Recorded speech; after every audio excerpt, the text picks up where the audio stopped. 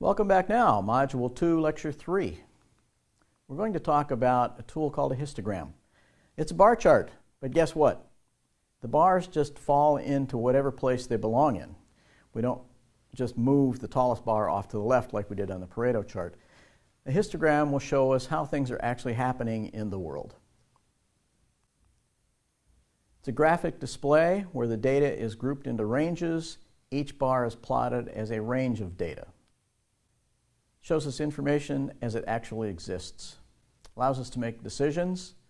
What we're looking at with all of these tools is what are causing us problems and what kind of solutions can we put in place to deal with those problems. Histogram is the thing that will help us focus in on areas where we want to put our efforts. It's one way to display and examine what's going on. We're just looking at what's going on out here in the world. Three most common characteristics. We have shape, we have central tendency, and we have dispersion.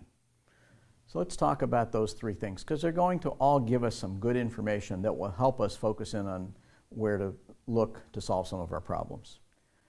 Shape. Let's take a look at what the shape of this histogram is like.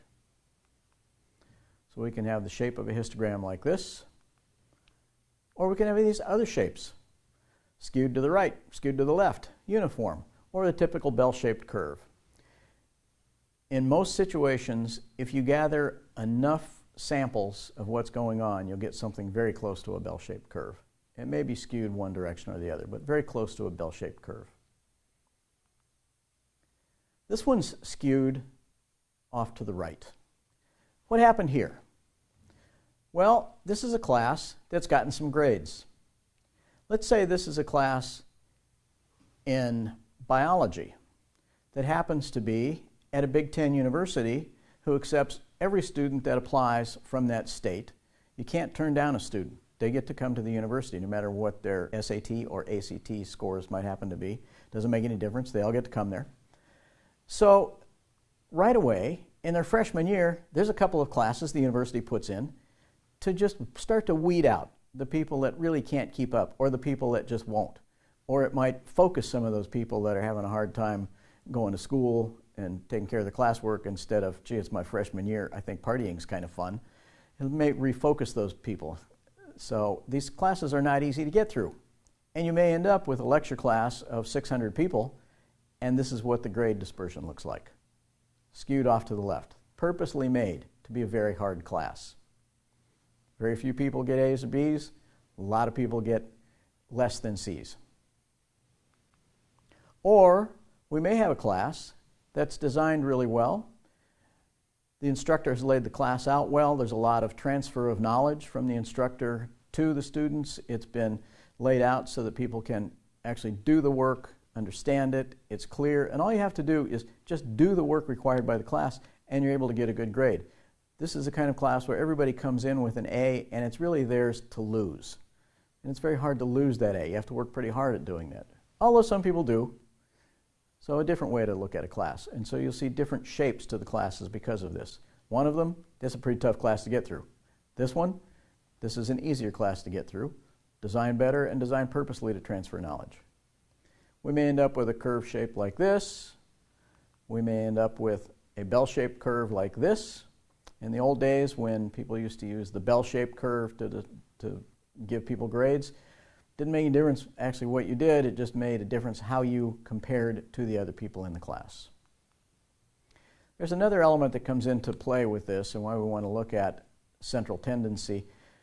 If we are doing something for a group of stakeholders, they have some expectations.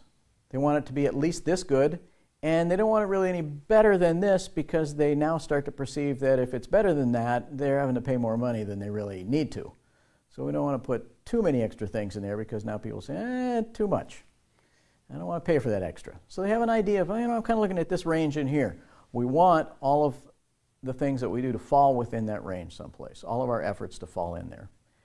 It may be that we have a curve that's pushed off to the right here, where we're taking care of everything that our stakeholders need and we're giving them some extra. Now in this class that we're looking at, Most people in the class are doing fine, but we have a whole bunch of people up here that they're not even challenged by this class.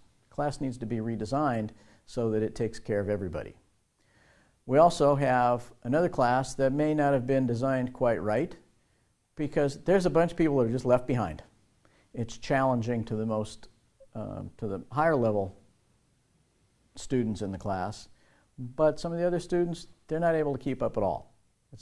It's not value to them at all in either of these cases. So we need to figure out, how do we put this class together so everybody is getting something out of this class? This is what it would look like. Now we get it put together so everybody's getting something out of the class. Central tendency. 3 measures of central tendency: mean, median, and mode. And I'm sure you've all heard these terms before. We'll just quickly go over them one more time. We're just talking about kind of where is the middle of this histogram. However you want to define middle, that's what these three things are all about. The middle. Mean.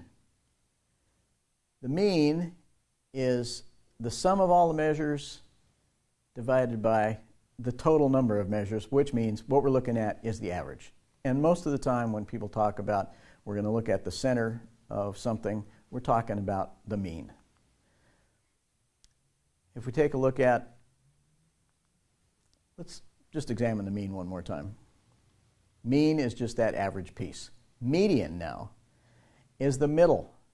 We just draw a line down the middle so that this thing is divided into 2 equal parts. It doesn't have anything to do with the average, it's the middle part. If you think as the median strip in the freeway, that's what it is. It's just that dividing piece right in the middle. And then we have mode. Mode is simply when we put all these numbers together, A plus, A minus, B plus, C, D, other, incomplete. One of those comes up the most. Which thing comes up the most? That's the mode. It's the easiest to identify because we just look at all the numbers and numbers or values and say, oh, that one comes up the most number of times. And a lot of times it's the least useful way to do things. The mean or the median are usually much more useful measures of central tendency than the mode. Although the mode is there for you for sometimes when you may be able to use that. We're also looking at dispersion. What does the shape of this thing look like? Is it all squished out here and it just kind of things just sort of happen all along the way? Or, gee, kind of in the middle here, there's kind of an area where people are starting to do better? Or this third one, yeah, we've really got something that's working really well, and most everybody is hovered around that central part there, and everybody's getting a lot out of this class. So we're looking at the voice of the customer, and these are our specification limits out here, upper and lower that we've been talking about, and these are all of our data points along the way. So what does this curve look like compared with what people are expecting from us? Dispersion and standard deviation. There's all kinds of calculations you get into with standard deviations and dispersion. And one of the things that comes out of all of this is a term that we hear once in a while called 6 sigma.